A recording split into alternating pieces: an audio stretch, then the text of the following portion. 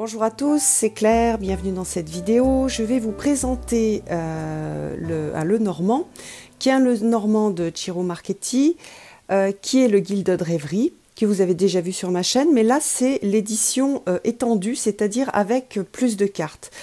Ciro Marchetti, souvent quand il réalise un jeu, il le fait d'abord en auto-publié. Et dans l'auto-publié, il y avait plus de cartes. Et après, donc, il y a le mass market qui est arrivé, donc celui-là que vous avez déjà vu, avec un nombre de cartes réduit, enfin donc classique quand même, avec bien sûr toutes les cartes du Lenormand, mais il n'y a pas les cartes additionnelles qu'il y avait dans son jeu auto-publié. Et US Game System ça fait un petit moment, a publié cette édition-là avec donc plus de cartes. Alors, par rapport au niveau de la présentation, vous voyez, donc comme il y a plus de cartes, le paquet est plus large, enfin est plus épais. On a exactement le même type de présentation à l'arrière. Alors celui-là c'est US Games, celui-là c'est Urania, parce qu'il est en allemand. Et donc on a exactement la même présentation, hein, avec la petite boîte super chouette. Voilà, là je vais vous le montrer. Donc on a une petite boîte aimantée, l'intérieur est ultra joli. Ça fait vraiment un petit bijou. J'adore cette présentation. On a donc le petit livre et puis on va voir les cartes. Alors dans les cartes, on va avoir des cartes supplémentaires et on a quelques cartes qui ont été modifiées. Alors par contre, je ne l'ai pas préparé, donc je vais regarder au fur et à mesure pour vous montrer les cartes qui ont été modifiées. Est-ce qu'il est dans l'ordre? Oui, je l'avais remis dans l'ordre, donc parfait. Donc ici, on a l'édition étendue, Expanded Edition, et celle-ci, c'est l'édition classique. Alors, vous voyez que on a exactement la même chose au niveau de la carte 1. Toutes les cartes sont bien sûr ont une tranche dorée. Et on a à peu près le même rendu, pas tout à fait, parce que moi, mais j'ai la version allemande, donc c'est pas forcément, voilà, je sais pas comment la version du US Game System avait traité les images. Là, sur celle-ci anglaise, on a les couleurs sont un peu plus profondes. Voilà. Alors, mais on a la même carte, donc le 1. J'adore l'univers de Marchetti. Donc ce sont des photomontages et il y a un petit côté, je trouve c'est un petit côté steampunk, un peu rêveur. Regardez la maison, elle est super chouette. Son jeu est très bien fait, c'est-à-dire que on reconnaît tout de suite quelle carte on a. Là, on reconnaît tout de suite que c'est l'arbre. Il a fait des petites il a rajouté des choses. Donc là, on voit l'arbre de vie. On a les nuages. On a le serpent. Donc, vous voyez, là, c'est exactement la même chose. Le bouquet que j'adore. La faux.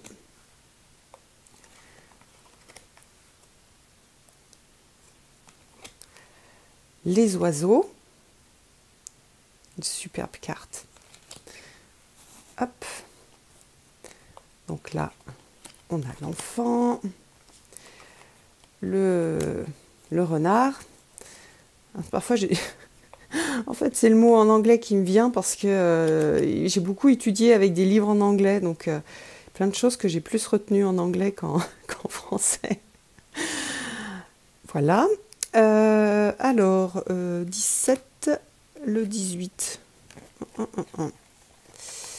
j'ai dû le mettre de côté parce que c'est une carte qui a été modifiée. Voilà. Donc le 18, on a... en fait, c'est son chien, ça. Ça, c'est la photo de son chien aujourd'hui et la photo de son chien quand il était petit, je crois. Ou d'un autre chien. En tout cas, voilà, on a une modification au niveau du chien. Le jardin, le très joli jardin, la montagne, le chemin, j'adore, ça c'est celle qui m'avait fait craquer. Je trouve vraiment super belle. le cœur, l'anneau, le livre, la lettre, hop, l'homme, la femme, le lys, le soleil, hop, regardez comme faire la netteté. Comme on a une... donc là, on a la lune avec toutes les phases de la lune. On a beaucoup de détails. Et d'ailleurs, je parlerai après de ce qu'on peut aussi faire avec ce jeu, en dehors d'un travail le normand. Les poissons, l'encre et la croix. Voilà. Alors donc là, c'est... Vous voyez, il y a une carte qui a été modifiée, c'est le chien. Et puis après... Dans cette édition-là, on a des cartes supplémentaires qui sont des cartes qui sont très jolies. Donc ça permet de, soit quand on a un couple homosexuel, d'avoir 2 femmes et 2 hommes, soit on choisit l'homme et la femme en fonction de ce qui nous parle le plus. On nous a fait des personnages très, très sexy. On a une carte différente pour les oiseaux, donc on peut choisir cette carte-là où on a 2 oiseaux, ou la carte avec les petits, la petite, attendez, je vais vous montrer. Alors, ils sont où les petits oiseaux? Voilà, on a la petite cabane à oiseaux. Voilà, sachant qu'en le normand, parfois on associe donc les oiseaux au nombre 2, donc ça peut être intéressant. Par contre, on a la nervosité qu'on retrouve plus sur ce type d'oiseau que sur des chouettes. Voilà. Après, on a plusieurs cartes qui sont très différentes. Alors, on a cette carte-là. Vous voyez qu'on a le jeu, le Game of Hope, le jeu de l'espoir. Oui, c'est ça. Qui est sur cette carte-là, avec une loupe. On a une horloge qui représente le temps, un pont. Donc on a des notions assez intéressantes, hein. On a le hasard ici avec les dés. Ici on a un masque, un puits, une boussole et puis un labyrinthe. Donc il y a donc 1, 2, 3, 4, 5, 6, 7, 8, 9, 10. 10 cartes supplémentaires, plus la carte des oiseaux. Mais c'est pas une carte... enfin, on pourrait aussi tirer avec les deux, avec un message un petit peu différent si on a celui-là ou celui-là. Donc, c'est pas parce qu'on a des cartes supplémentaires qu'on est obligé de les utiliser. Voilà. Mais par contre, je trouve qu'avec ces cartes supplémentaires, on pourrait presque l'utiliser non pas comme un Lenormand, mais comme un oracle classique, en utilisant le petit livre et les significations sans prendre en compte le fonctionnement du Lenormand. Après, chaque fois qu'on fait quelque chose comme ça, bien sûr, il faut toujours mettre l'intention au départ, c'est-à-dire pas partir sur je vais faire un tirage Lenormand et puis après le transformer en un autre type de tirage. Mais par contre, on pourrait très bien l'utiliser pour faire la carte du jour avec l'énergie à travailler. Faites-le toujours la carte du jour, enfin je vous conseille de le faire sur l'énergie à travailler et pas qu'est-ce qui va se passer pendant la journée, parce que regardez, si vous avez ça, vous allez vous dire ah bah oui, ça va être tranchant, donc vous allez vous mettre en condition pour passer une mauvaise journée. Je trouve pas que ce soit une super bonne idée et ça aide pas tellement. L'idée c'est quand même que les cartes nous accompagnent et nous aident à grandir et pas nous paniquent et nous rendent plus bloqués dans nos peurs, etc. que ce qu'on l'est déjà. Donc à chaque fois, faites-le toujours dans un sens positif hein, pour la carte de la journée. Ou quand j'ai un souci, hop, je tire une carte, ben voilà, bon ça c'est pareil, c'est une carte soit de répétition, soit une carte de... c'est le fouet, hein, la verge, donc il y a quelque chose de douloureux, donc quelque chose à guérir, quelque chose à prendre en compte, voilà, c'est ça aussi. Ça peut être aussi les schémas de pensée répétitifs, le fait de ruminer, de tout le temps penser aux mêmes choses, donc, et donc faire attention à ça, voilà. Donc voilà pour ce jeu-là. Vous voyez que c'est vraiment superbe, hein. Il y a quelque chose de... Il a rajouté de la magie dans le Lenormand. Donc c'est un jeu super pour faire le Lenormand. Au niveau de la taille des cartes, on n'est pas sur des cartes type poker, donc c'est un peu grand pour faire un grand tableau. Mais bon, si on fait un grand tableau pour soi, qu'on se met sur son lit, ça va. Moi, c'est ce que je fais, hein, pour le keeper, que je fais des tirages. Quand je fais des tirages avec un grand tableau, je me mets sur mon lit. Donc évidemment que je ne peux pas le faire avec... je peux pas recevoir quelqu'un, un consultant chez moi, et lui faire un grand tableau avec ce jeu, que ce soit donc le Normand ou le keeper, qui a la même taille. Mais pour, par exemple, des tirages en 9 cartes, ce que je fais le plus souvent, c'est vraiment pratique. Donc voilà. Alors, au niveau du livre, il nous a fait donc une présentation sur les cartes supplémentaires, pourquoi est-ce qu'on choisit, pourquoi on travaillerait avec un Lenormand. Et puis après, on a les significations des cartes.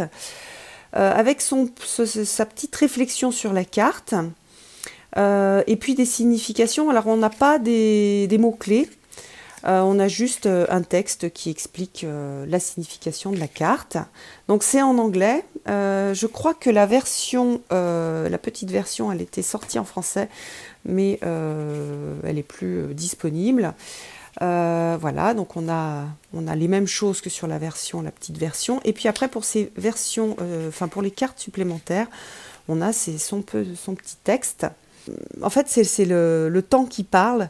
Il fait parler le temps, donc voilà, un petit texte du temps. Et après, on a la signification, l'explication de ce qu'il a mis sur l'image. Là, je vous laisse le lire si vous... faire une pause en tout cas pour regarder un petit peu comment est-ce qu'il a expliqué en fait la signification des cartes. Moi, je l'utilise pas forcément comme ça, je l'utilise plutôt en intuitif. Le temps, on voit bien ce que ça veut dire, hein, c'est le temps qui passe, c'est le temps qui est trop long, le temps qui est trop court, c'est le temps qu'il faut pour faire les choses. Donc il y a vraiment cette idée du temps qui est aussi, il y a un côté illusoire, hein, puisque le temps n'existe que dans notre pensée à nous. C'est très relatif en fait, hein. Si vous passez 1 heure à faire quelque chose qui vous passionne, vous allez penser qu'une heure c'est court. Si vous passez 1 heure à faire des choses qui ne vous plaisent pas, vous allez penser que c'est long. Donc il y a vraiment quelque chose de très relatif avec le temps, et je trouve que c'est une notion qui est intéressante. Alors il a rajouté des choses qui sont... qu'on retrouve quand même, hein, dans les autres cartes du Lenormand, mais il les a exprimées d'une façon un petit peu différente, donc voilà, je trouve ça assez sympa. Donc le pont, alors hop, maintenant il y a du soleil, donc voilà. Voilà, donc on a le pont, on a les dés avec la notion de jeu en fait, le masque. Le puits, je trouve très intéressant parce qu'il apporte quelque chose d'assez plus psychologique. Donc avec le puits des vœux, hein, on fait un vœu et on lance une pièce dans le puits. Les ressources, la créativité, la guérison. Donc c'est une carte qui est sympa. Le compas qui dirige, le labyrinthe, et puis la loupe. Ensuite, on a une auteure qui explique comment utiliser les cartes supplémentaires. En fait, chacun va un peu choisir ce qu'il veut faire avec ses cartes, s'il les rajoute ou pas. Quand on fait un grand tableau, je conseille de ne pas les mettre, hein, parce que ça complexifie, puis c'est pas non plus dans l'esprit du petit Lenormand, mais quand on fait un tirage en 3 cartes, ça peut être intéressant. Ça peut être des cartes qu'on peut rajouter sur d'autres cartes à la fin pour préciser. Voilà, donc on a plusieurs façons de le faire avec des propositions comme ici. Donc voilà, ajouter des cartes pour clarifier, des cartes qui ont déjà été tirées. Donc par exemple, j'ai tiré quelque chose, une partie sombre, une partie claire, avec, je vais rajouter donc le compas. Enfin, je vais rajouter une carte et je vais avoir le compas. Voilà, avec des choses, une façon assez sympa. Après, donc pour la lecture des cartes, on a Donnaleck de la Rose qui est assez connue qui est très connue dans le monde du Lenormand. Donc elle explique aussi, voilà, pour clarifier. Par exemple, j'ai tiré la lune qui est liée à la réputation ou à la romance. Donc pour clarifier, je vais tirer par exemple le puits. Donc on a vraiment une vraie explication avec un exemple. Ça aide beaucoup en fait pour comprendre. Cette carte indique faire un vœu. Faire attention à ce que l'on veut et considérer donc la profondeur des choses. Donc ça peut vouloir dire qu'on doit poser une intention, qu'on doit ou un vœu en fait en fonction de ce que l'on est connu pour, donc la réputation. Et poser une intention ou un vœu sur le côté amoureux. Voilà. Donc on a pas mal de petites choses. En fait, c'est bien parce qu'il a quand même fait des propositions avec ses nouvelles cartes. Il n'a pas juste posé ses cartes et puis débrouillez-vous, comment est-ce que vous allez vous en servir. Il y a des propositions, donc c'est assez intéressant. Et puis après, donc on a un tirage en 9 cartes, tirage...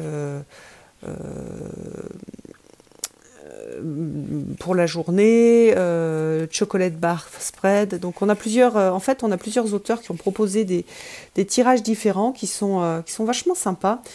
Voilà, puis voilà, c'est ça le chocolat. J'aime bien.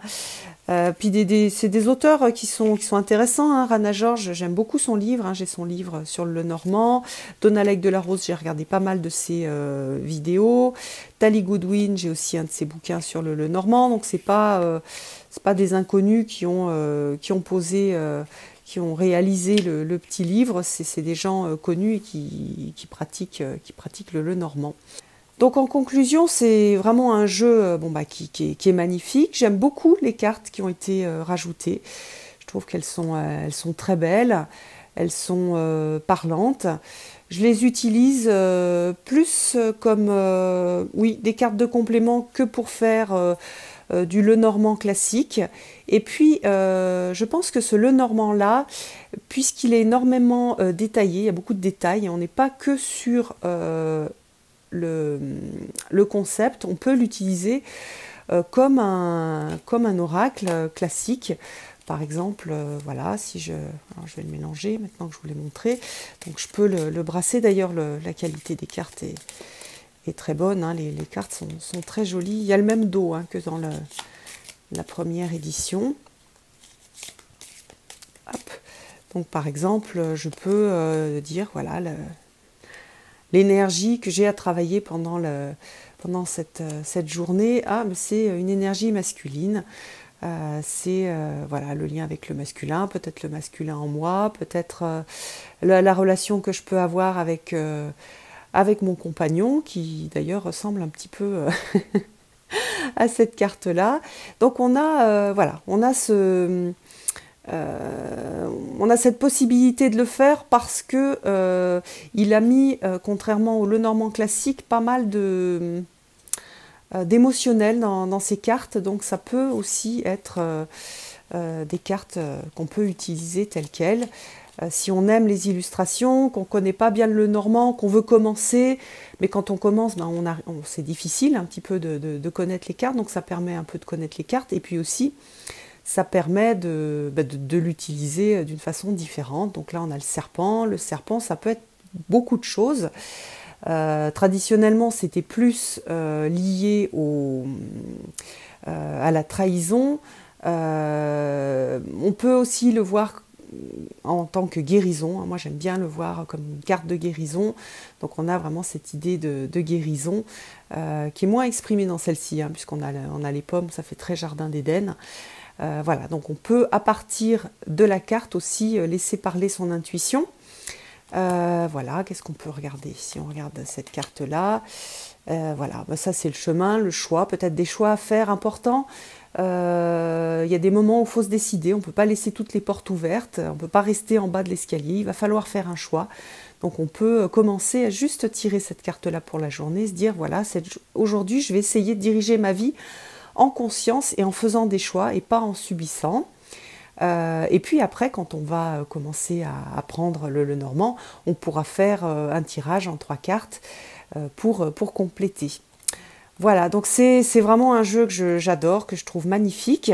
Si vous avez le jeu, si vous avez déjà celui-ci, bon, c'est vraiment si vous êtes amoureux de Marchetti, voilà, vous allez pouvoir peut-être investir dans un nouveau jeu, mais disons que ça apporte pas énormément pour le normand, mais si vous avez à choisir entre celui-là et l'autre, moi je vous conseille celui-ci parce que y a plus de choses, plus de belles cartes, et donc voilà, moi je recommande de prendre celui-là.